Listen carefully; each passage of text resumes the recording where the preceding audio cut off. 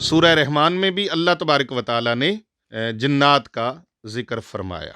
اللہ رب العزت ارشاد فرماتا ہے وَخَلَقَ الْجَانَّ مِن مَّارِجٍ مِّن نَّارٍ فَبِأَيِّ آلَاءِ رَبِّكُمَا تُكَذِّبَانِ۔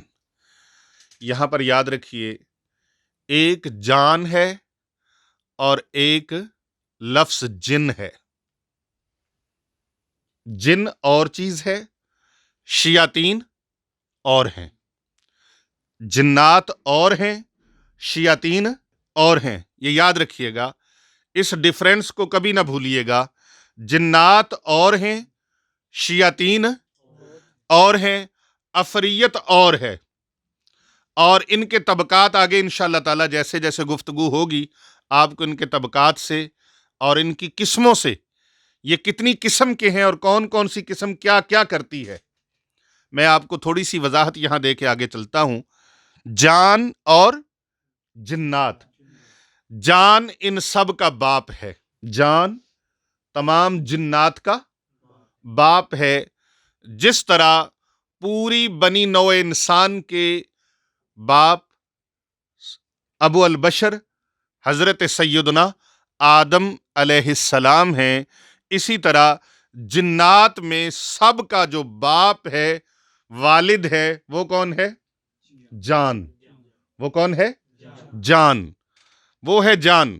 وَخَلَقَ الْجَانَّ مِن مَّارِجٍ مِّن نَّارٍ۔ اللہ تعالیٰ نے خلق کیا جنات کو آگ کی لپک سے، تو تم اپنے رب کی کون کون سی نعمتوں کو جھٹلاؤ گے؟ اب ساتھ یہ آیت بھی ہے،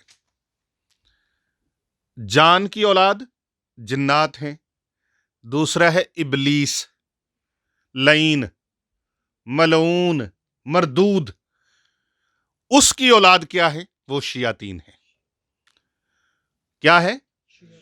شریر، شرارتیں کرنے والے، وہ شیاطین، نقصان پہنچانے والے، لوگوں کو گمراہی کی طرف دھکیلنے والے، وہ جنت میں نہیں جائیں گے۔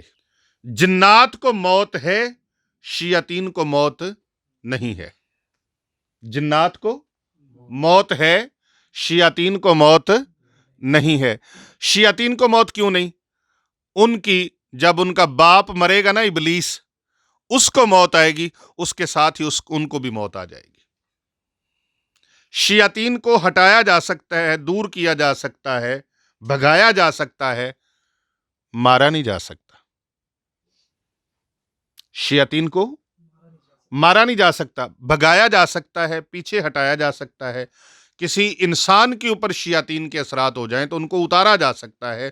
ان سے محفوظ رہنے کے لیے ان کو وظائف یا عمل کے ذریعے سے یا فزیکلی طور پر ان کو نیکی کے اعمال میں لگا کر، اس کی روحانی قوت کو بڑھا کر شیاطین کو دور کیا جا سکتا ہے ذکر کی برکت سے، لیکن مارا نہیں جا سکتا۔ جنات کو موت آتی ہے، جو جان کی اولاد ہے، جنات، ان کو موت آتی ہے۔